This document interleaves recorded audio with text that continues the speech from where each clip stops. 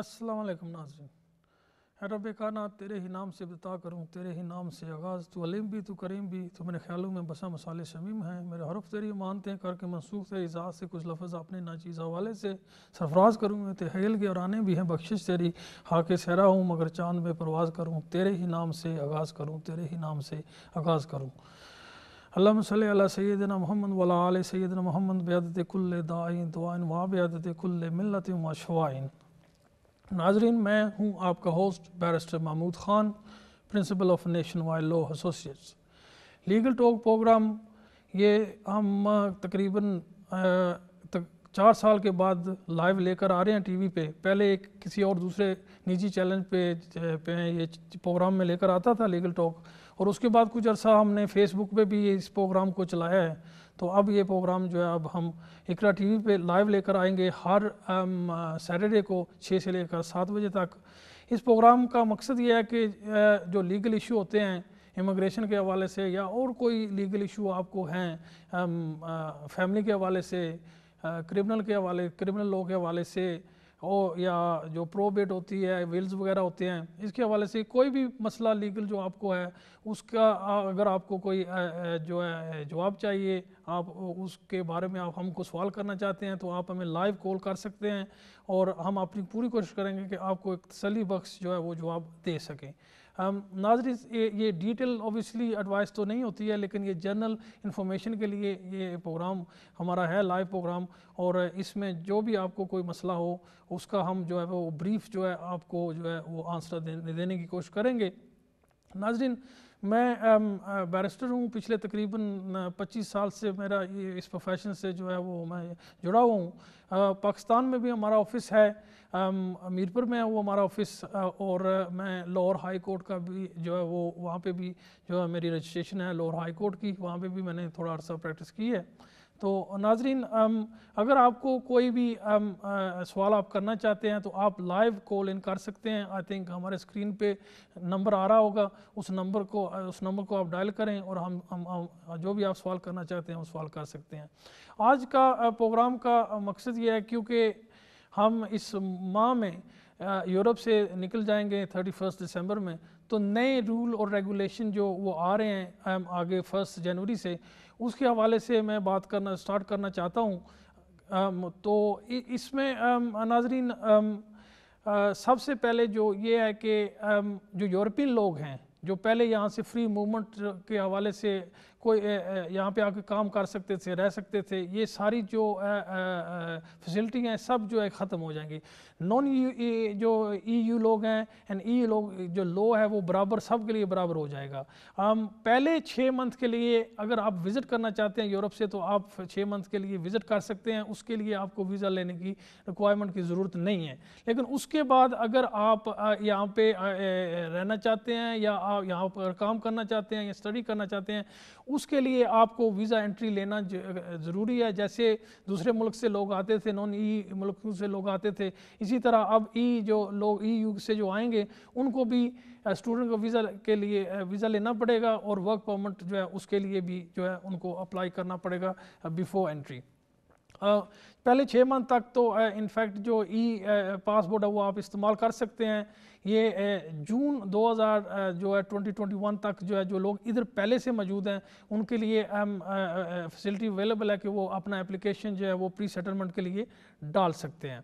जो लोग इसके बाद आएंगे यानी कि 1 जनवरी के उसके बाद जो उन लोगों के लिए वो एग्जैक्टली वही रूल होंगे जो लोग नॉन ई के लिए रूल हैं। तो सबसे पहले जो है ये हम इससे जो स्किल वर्कर जो रूट है, ये नया रूट जो अब पॉइंट बेस्ड सिस्टम पे इंट्रोड्यूस किया गया, पूरा जो हमारा सिस्टम है ये इमिग्रेशन का ये बदल चुका है। अब सब चीज़ें जो है पॉइंट बेस्ड पे चली गई हैं, तो पॉइंट बेस्ड सिस्टम जो है वो 1 जनवरी 2021 में लागू हो जाएगा। स्किल वर्कर रूट है और इंटर कंपनी रूट है। इसके लिए अब जो स्किल लोग हैं वो ऑब्वियसली EU से भी और EU के बाहर से जो लोग आएंगे उनके लिए भी अब same rules and regulation apply करेंगे। अब जो स्किल वर्कर हैं उस रूट में क्या कौन सी चेंजेस आई हैं मैं आपको ब्रीफली बताता हूँ। सबसे पहले जो है जो इसकी पहले कैपिंग होती थी कि इतने हज़ार बंदे जो हैं वो सालाना जो है वो आ सकते हैं अंडर जो स्किल रूट के अंदर। ये अब कैपिंग जो है ये ख़त्म हो गया, अब कोई नंबर नहीं है, जितने लोग क्वालिफाई कर सकते हैं वो आ सकते हैं। ये एक नई जो बहुत बड़ी चेंज लेकर आए हैं। दूसरी जो बहुत बड़ी चेंज है आई थिंक वो ये है कि पहले जो लेवल था वो डिग्री लेवल पे जो लोग थे वो बेसिकली क्वालिफाई करते थे, लेकिन अब जो है ये RQF जो है ये 6 से उन्होंने 3 कर दिया। 3 का मतलब ये है कि आपको A लेवल के जो स्टैंडर्ड है उसके जो बराबर स्किल है वो आपको चाहिए। और इसमें अब इंग्लिश लैंग्वेज की जो रिक्वायरमेंट है वो तो है, वो B2 की रिक्वायरमेंट है, B2 जो इंग्लिश है ये आपके पास होनी चाहिए। स्पॉन्सरशिप लाइसेंस जो है ना, ये जो एम्प्लॉयर है जो भी आपको जॉब देगा उसके पास स्पॉन्सरशिप लाइसेंस होना ज़रूरी है।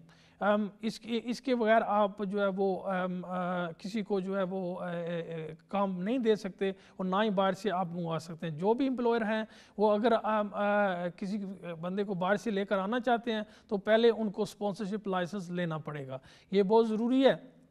उसके अलावा जो एक लेबर मार्केट की जो टेस्ट होता था वो बेसिकली लेबर मार्केट टेस्ट जो है वो अब ख़त्म हो गया, लेकिन फिर भी जो है जो भी एम्प्लॉयर होगा उसको ये ज़रूरी देखना है कि बंदे का क्वालिफ़िकेशन क्या है, उसकी एक्सपीरियंस क्या है, और ये चीज़ें उसको मद्देनज़र रखनी पड़ेंगी जब वो किसी को एम्प्लॉय करता है। लेकिन वो जो लेबर वाला जो टेस्ट था, यानी कि पहले ये होता था कि आप बाहर से को लेकर आना चाहते हैं तो यहाँ पे अगर वो बंदा नहीं मिल सकता तो तब आप जो है वो बाहर मुल्कों से लेकर आ सकते हैं, लेकिन अब ये रिक्वायरमेंट नहीं है। और उसके अलावा जो है पहले आपको एडवर्टाइज़ करना पड़ता था जो है और बंदे की क्वालिफ़िकेशन वगैरह जो है वो इंटरव्यू वगैरह वो पूरे का पूरा सिस्टम अब लेबर मार्केट वाला टेस्ट जो है वो ख़त्म हो गया। यानी कि बहुत जो ये समझो कि ये स्किल वर्कर के लिए बहुत सारी आसानियां पैदा हो गई हैं और बड़ी आसानी से वो जो है वो अगर आपके पास कुछ स्किल है तो आप बड़ी आसानी से यहाँ आ सकते हैं और वो काम कर सकते हैं। नाजरीन, ये जो स्किल्ड वर्कर्स रूट है इसमें जो एक चीज़ उन्होंने ये की है कि पहले जो होता था लो क्लास जो स्किल लोग होते थे वो भी आ सकते थे। अब ये क्योंकि इन्होंने एक थ्रेशोल्ड जो है वो उसको कम किया है, वो कम करने की वजह से लो स्किल्ड वर्कर्स जो हैं वो अब उनके लिए कोई गुंजाइश इन्होंने नए रूल में या पॉइंट बेस्ड रूल में नहीं लेकर आए। उसकी मेन रीज़न जो है वो ये बता रहे हैं क्योंकि यहाँ पे बहुत सारे जो हैं वो यूरोपियन लोग जो हैं ऑलरेडी सेटलमेंट के लिए प्री सेटलमेंट के लिए अप्लाई कर चुके हैं, वही लोग फिर जो है लो लेवल की जो एम्प्लॉयमेंट होगी उसको वो कवर करेंगे। और दूसरा मेरा ये अपना ज़ाती एक ओपिनियन है कि क्योंकि गवर्नमेंट को इस बात का भी वाज़ह तौर पे इल्म है कि मुल्क में गैर कानूनी तरीके से जो लोग आए हुए थे और यहाँ पे बहुत अरसे से रह रहे हैं, यानी कि 10 साल से जो ऊपर रह रहे हैं, मेरा अपना ज़ाती ख्याल है कि उन लोगों को भी फ़िलहाल तो गवर्नमेंट ने जो प्राइम मिनिस्टर है उसने 1-2 दफ़ा पहले पावर में आने में और पावर के बाद भी उन्होंने कहा था कि अगर जो लोग यहाँ पे 10 साल से ज़्यादा रह चुके हैं गैर कानूनी तो हम उनको एडजस्ट करने की कोशिश करेंगे। मुझे इन रूलों से जब मैंने पढ़े हैं तो मुझे ये इस बात का जो है ना वो ख्याल आ रहा था कि क्योंकि ये लो लेवल का जो स्किल वर्कर्स हैं उसके लिए कोई बाहर से लाने की कोई इन्होंने पॉलिसी नहीं बनाई, तो पॉसिबिलिटी है कि जो लोग यहाँ पे ऑलरेडी हैं 10 साल से पहले जो गैर कानूनी लोग हैं उनके लिए ये जो है कोई एडजस्टमेंट करेंगे। फ़िलहाल उन्होंने इन जो न्यू रूल्स हैं इसमें उन्होंने अनाउंसमेंट कुछ भी नहीं किया, लेकिन पॉसिबिलिटी है कि दे विल एक्चुअली अनाउंस, क्योंकि लोअर तबके के जो लोग स्किल्ड लोग हैं और जो एम्प्लॉयज़ हैं उनको भी शॉर्टेज है और उनको भी लेबर की जो ज़रूरत है। तो आई थिंक कि आगे जाकर इंशाल्लाह ये जो है उन लोगों को भी कोई लीगल स्टेटस दिया जाएगा, क्योंकि ऑब्वियसली इज़ मच बेटर कि बाहर से लेकर आप नए लोग आने के बजाय जो लोग यहाँ पे ऑलरेडी मौजूद हैं, सिस्टम को ऑलरेडी जानते हैं, उनके पास लो लेवल के स्किल भी मौजूद हैं, तो वो मोस्ट ऑफ द एम्प्लॉयर्स जो हैं वो काम भी यहाँ पे कर रहे हैं, तो उनको जब ये लीगल स्टेटस मिलेगा तो दे कैन वेरी ईजिली जो है वो एडजस्ट हो सकते हैं सिस्टम में। जो बाहर से आएंगे उनके लिए जो है वो टाइम लगेगा एडजस्ट होने के लिए। तो आई थिंक ये इस बहुत स्ट्रॉन्ग जो है वो पॉसिबिलिटी है कि जो लोग यहाँ पे रह रहे हैं बहुत अरसे से उनको भी गवर्नमेंट जो है एडजस्ट करेगी। ये जो पॉइंट बेस्ड सिस्टम है ये पहले तो यहाँ से शुरू हुआ था कुछ हद तक, लेकिन ज़्यादातर ये पॉइंट बेस्ड सिस्टम जो है ये कनाडा और ऑस्ट्रेलिया में बड़े अरसे से जो है वो चल रहा है और बड़ा ये कामयाब सिस्टम है वहाँ पे। अभी हमारा उस लेवल पे जो कनेडियन लेवल है उस तक तो नहीं हम पहुँच सके, क्योंकि वहाँ पे जो है एक्सपीरियंस की भी पॉइंट्स मिलते हैं और एज के भी पॉइंट्स मिलते हैं, तो और बहुत सारे वहाँ पे जो है ना वो पॉइंट सिस्टम जो उन्होंने ऐड किया, जो अभी हमारी गवर्नमेंट जो है वो एक्चुअली इसको कंसिडर कर रही है और आने वाले वक्त में वो इंशाल्लाह आई थिंक ये इनको इनकॉर्पोरेट जो है मज़ीद करेंगे। एक और बात शॉर्ट जो अपने जो स्किल वर्कर के लिए रूट के लिए उन्होंने की है, वो जो अर्निंग थ्रेशोल्ड था उसको भी उन्होंने कम कर दिया है। पहले वो 30,000 था, अब वो जो है वो 25,600 पे उन्होंने कर दिया, और इसके अंदर मज़ीद जो है उन्होंने जो है वो क्या कहते हैं सहूलत पे जो है वो पैदा की है। वो ये है कि गोइंग रेट जो होता है वो भी उन्होंने इंक्लूड करेंगे। यानी फॉर एग्ज़ाम्पल आप कि जिस फील्ड से आपका तलक है, जिस फील्ड से आप मुंसलिक हैं, उस फील्ड में जो गोइंग रेट है वो भी टेक इनटू कंसिडरेशन किया जाएगा। और एक और बड़ी बात ये है कि 20,480 जो है ये यहाँ तक अगर आप अर्न कर रहे हैं तो फिर भी आपको एडजस्ट किया जा सकता है। वो जो है उसमें एक तो शॉर्टेज जो लिस्ट में जो जॉब्स आती हैं, यानी कि जिसकी यहाँ पे कमी है जिन जॉबों की, वो अगर उसमें से आप हैं आपको स्किल है और उसमें आपको जॉब मिल रही है, तो फिर ये जो 20,480 तक जो है ये इसकी जो लोअर लिमिट है। और दूसरा है अगर आपने पीएचडी की हुई है तो उसमें भी आपको जो है ये 20,000 जो 480 का जो थ्रेश होल्ड है वो आपको अप्लाई करेगा। ये 20,480 और 25,600 में ये जो एडजस्टमेंट जो है ना ये भी उन्होंने दी है कि मुख्तलिफ जो है आपकी वजूहत की वजह से, यानी कि अगर आप न्यू कमर हैं तो उसके हवाले से भी आप वो एडजस्टमेंट हो सकती है इस फिगर के अंदर, विद इन दिस फिगर।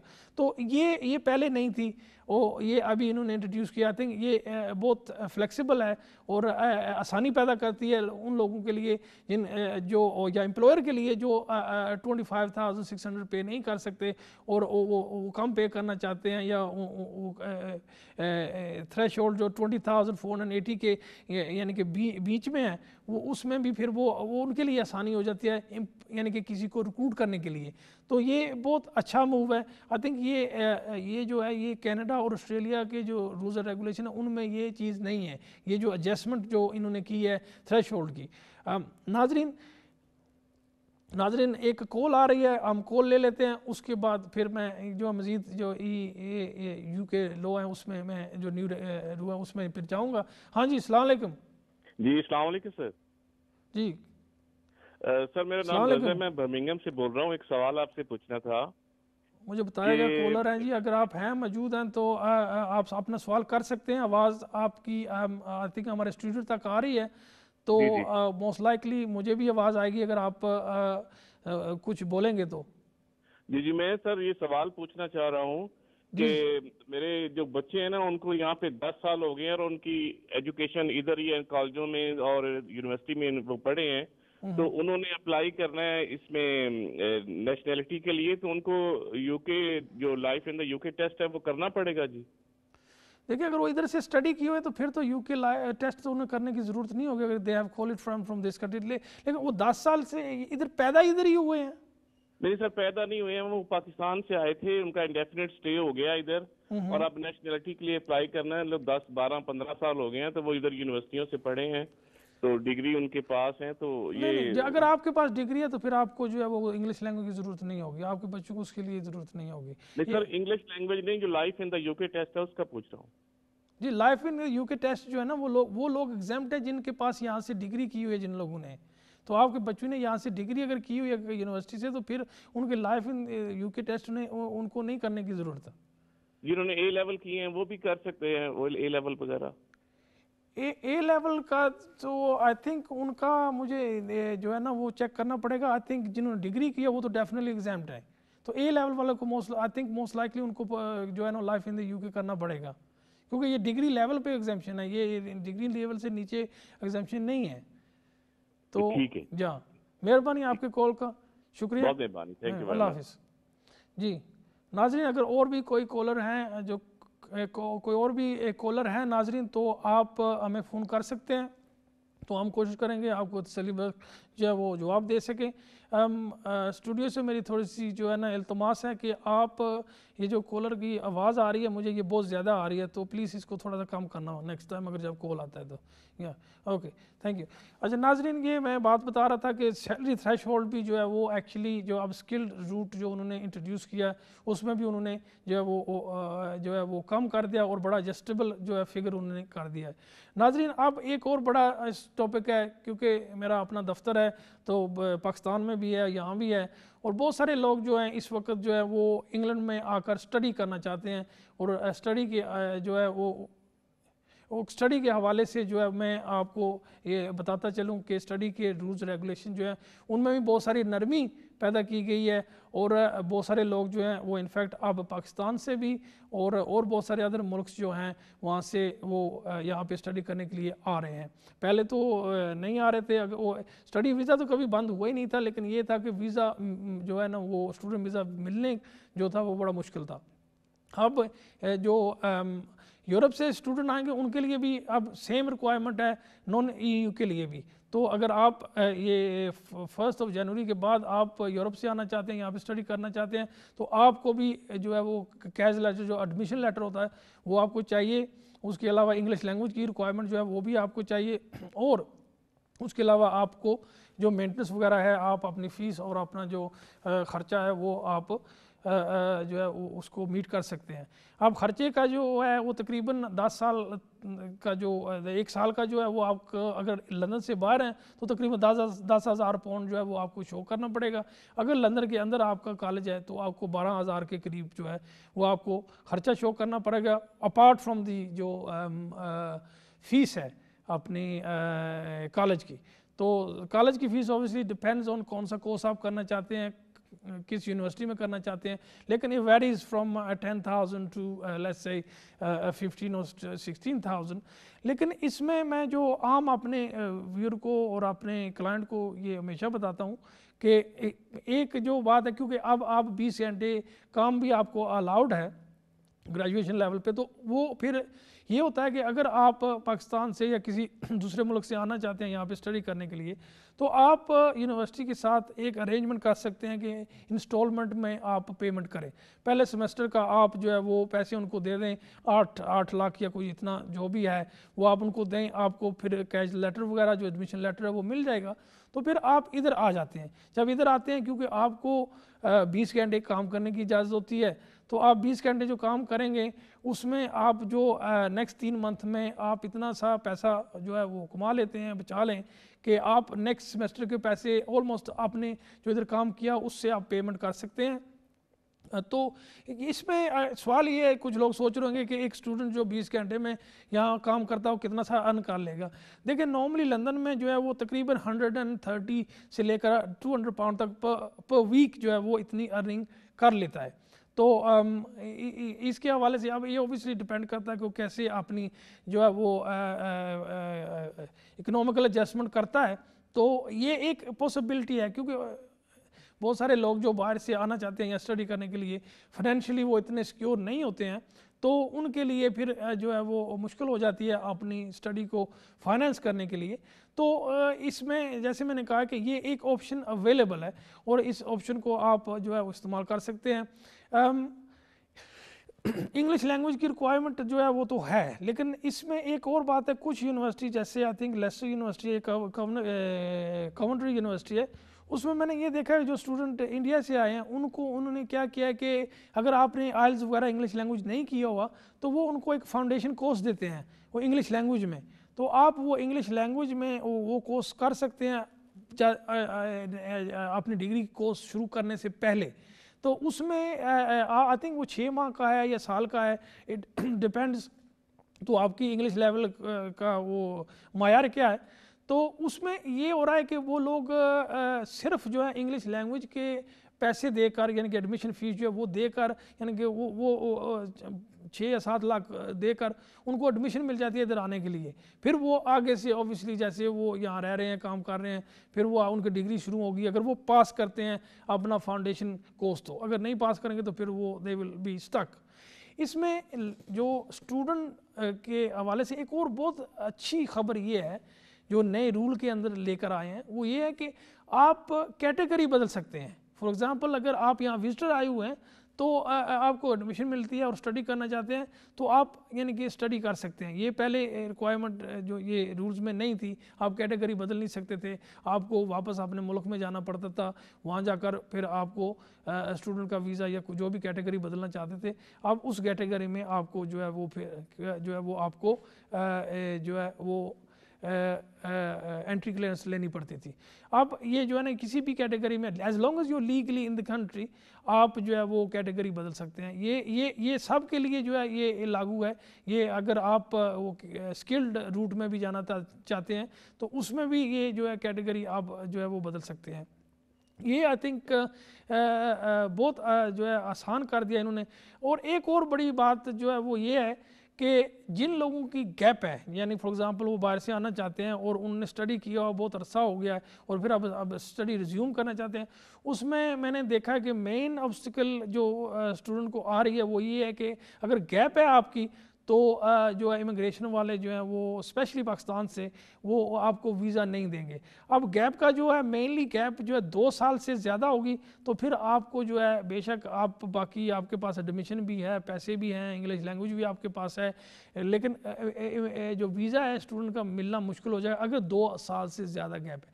2 साल की गैप जो है वो जस्टिफाइबल है, यानी कि आप अगर कोई रीज़न अच्छा सा प्रोवाइड करते हैं कि 2 साल की गैप क्यों है तो फिर आपको एडमिशन मिलने के चांसेस काफ़ी हाई हैं। इसमें एक और भी मैं जो फेसबुक में मेरे एक छोटा सा प्रोग्राम में वो किया हुआ है उसमें मैं बताता हूँ कि शॉर्ट टर्म स्टूडेंट के भी वीज़े अवेलेबल हैं, यानी कि 6 माह के लिए, 9 माह के लिए और 11 माह के लिए। इसमें पहले तो जो है वो कैटेगरी जो है आप चेंज नहीं कर सकते थे, लेकिन क्योंकि आप न्यू रूल्स में लिखा हुआ है कि आप कैटेगरी चेंज कर सकते हैं, तो जो लोग इस रूट पे आए हुए हैं यानी कि स्टूडेंट वीज़े जो 6 माह के लिए आए हैं या 9 के लिए, 11 के लिए, वो सिर्फ इंग्लिश लैंग्वेज कोर्सेज होते हैं। वो आप बेसिकली सिर्फ यहाँ पर अपनी इंग्लिश इंप्रूव करने के लिए आते हैं। वो एक किस्म का जो है ना वो स्टूडेंट विजिटर वीज़ा समझ लें कि स्टूडेंट यहाँ आएगा, रहेगा, अपनी जो है प्रैक्टिकली वो इंग्लिश लैंग्वेज जो है उसको इम्प्रूव भी कर सकता है। और तो वो उसकी जो है वो ये एक नया इन्होंने इंट्रोड्यूस किया था, तकरीबन 2 साल हो रहे हैं। मसला ये है कि बहुत सारे लोगों को उस रूट पे जो पाकिस्तान पे जो है उनको ये इमिग्रेशन वालों ने वीज़ा नहीं दिया। नाज़रीन हम छोटी सी ब्रेक पे जा रहे हैं तो इंशाल्लाह मिलते हैं ब्रेक के बाद।